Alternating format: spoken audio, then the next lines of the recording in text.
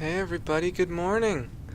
Welcome back to Frankenstein's classroom, where we learn how to be woof. Welcome back.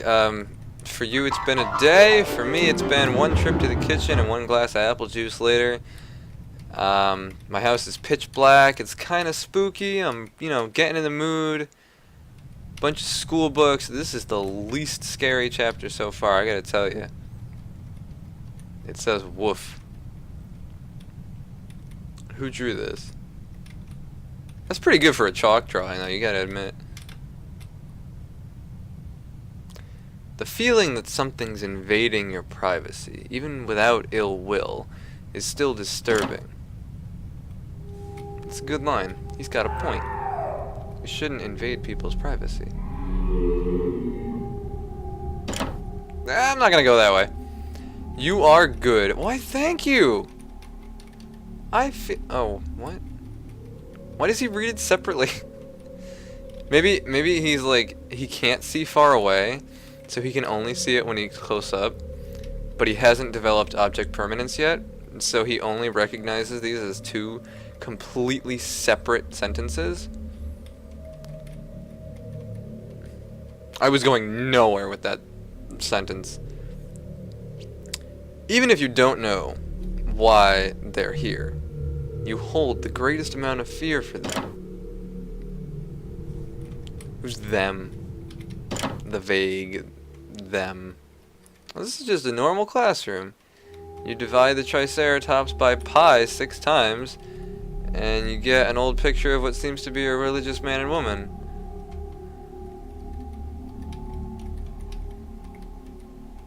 It's Triceratops. Well, I'm glad he at least knows what that is. What the fuck was that? Did you hear that? I feel like somebody just told me to shut up. The sounds of screams are awful. They're even worse when they're your own. I'm sorry, I read that in such a cheery voice. I didn't know what it was gonna say.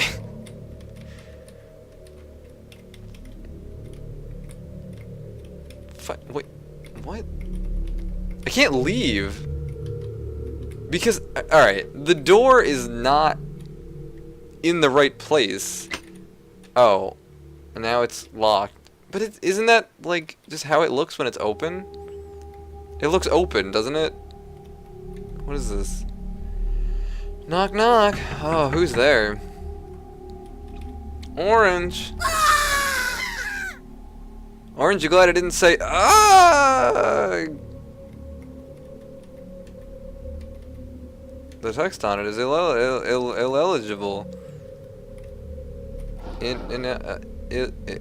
Illegible. I got it. That's a locker, not a door. Look in there again. Oh, it's locked. That's what lockers do best. They're locked and contain creepy guys. A writing desk with some school material on it. A writing desk with some boring shit on it, but I'm examining all of them because I'm that kind of person. Alright, fuck it. None of this. Yeah, whatever. Let's go. Let's follow that guy. Yeah, dude. Oh no. I like these rooms. I'm gonna keep doing what. Okay. What the fuck is it doing? It freaks out when I examine it.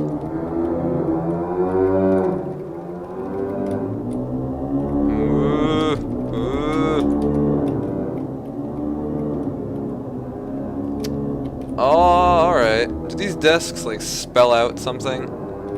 That looks kind of like a... Kind of like an F. That looks kind of like a question mark. Right in the middle there. And then that one's an H. Yep, got it. Solve the puzzle. Shut the fuck up.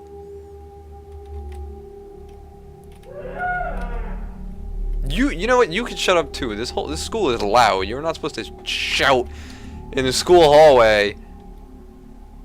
But I guess I'm kind of shouting too. Busted old machine. A busted old machine. Fucking busted up some more. These light bulbs are kind of nice.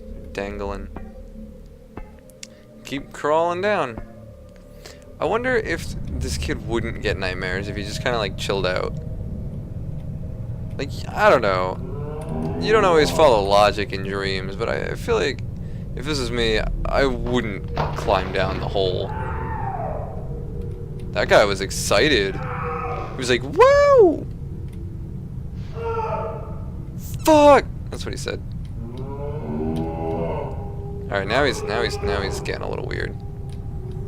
He's in that kind of school club. The cows.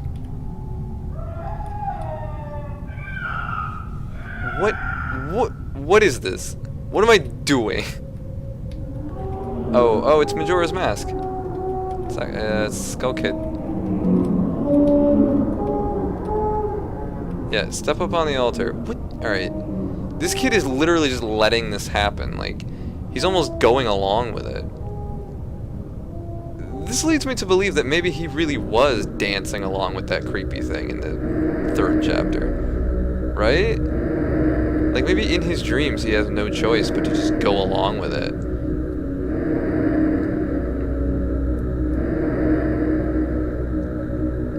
I mean, part of that is player input and the fact that if I just stood around, nothing would happen. But I don't know. It's kind of interesting. Like, maybe in his dreams he doesn't really have control because I have control. Nah, that's a terrible metaphor because I have control over him when he's awake too. Sorry I talked over all that screaming. I know you were really eager to hear that. You're awfully quiet nowadays. Is there something wrong, son? Nothing. Are you sure? Is there something wrong with your new room? Are you lonely without your brother? No. Alright then. Well, off to work. Is that me? Oh wait, no. Oh god. I thought I was the dad and I suddenly had glasses. I woke gradually. The room was once again dark. As my eyes adjusted, I could gradually make out the window and the door, and the walls, and some toys on the shelf, and that poster, and that lamp, and my carpet, and the floor, and the light switch, and the paneling, and the walls. Did I already say the walls? Maybe. Even to this day, I shudder to think of it, for there was no noise.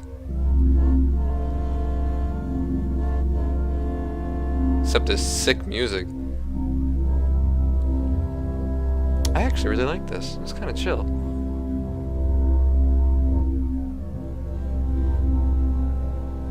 Right? I don't know, it's nice. It's like not even creepy. It's not even like... A lot of the times like subtle voice work in songs like this can be like just inherently creepy. But this is like actually chill. There's nothing creepy about this song. I love it. I would just listen to this like all the time.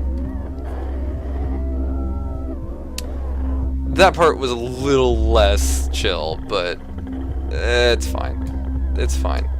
It's fine. Stop. Stop doing that. Stop, please. Stop. Thank you. The room felt lifeless. Lifeless, yet not empty. The nightly visitor, that unwelcome, wheezing, hate-filled thing which had terrorized me night after night, was not in the bottom bunk. It was in my bed. It was me all along. I opened my mouth to scream, but nothing came out. Utter terror had shaken the very sound from my voice. I lay motionless. If I could not scream, I did not want to let it know I was awake. Well, too late. You're like hopping up and down over there. I had not yet seen it. I could only feel it. It was obscured under my blanket. I could see its outline and I could feel its presence, but I dared not look. The weight of it pressed down on top of me, a sensation I will never forget. When I say that hours passed, I do not exaggerate. Lying there motionless in the darkness, I was every bit a scared and frightened young boy. Oh, no, that was actually right. I thought that was a typo, but that was right. Now I'm the one with a scared on his face. If it had been during the summer months, it would have been light by then. But the grasp of winter is long and unrelenting, and I knew it would be hours before sunrise. A sunrise which I yearned for. I was a timid child by nature, but I reached the breaking point. A moment where I could wait no more, where I could survive under this intimately deviant abomination no longer. Fear can sometimes wear you out, make you threadbare, a shell of nerves, leaving only the slightest trace of you behind. I had to get out of that bed. And then I remembered the crucifix. My hand still lay underneath the pillow, but it was empty. I slowly moved my wrist around to find it, minimizing as best I could the sound and vibrations caused, but it could not be found. I had either knocked it off the top bunk, or it had... I could not even bear to think of it. Been taken from my hand. Well, you just did think of it. I mean, you said you couldn't bear to think of it, but then you thought of it.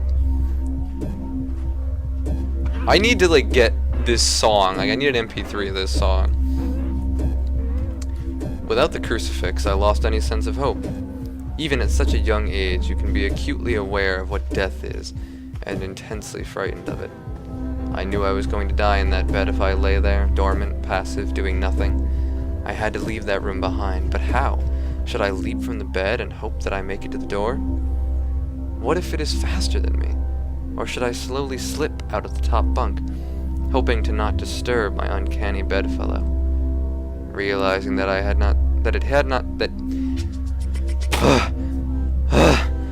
been reading too much. This is hard work on my brain. Realizing that it had not stirred when I moved, trying to find the crucifix, I began to have the strangest of thoughts. What? Tell me. Tell me! Chapter 6. Oh, so he just goes back to sleep. That's fine. That's what I would do.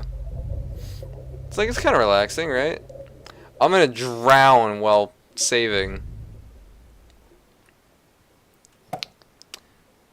Well, as is tradition, see you next time. Unless I drown in the meantime.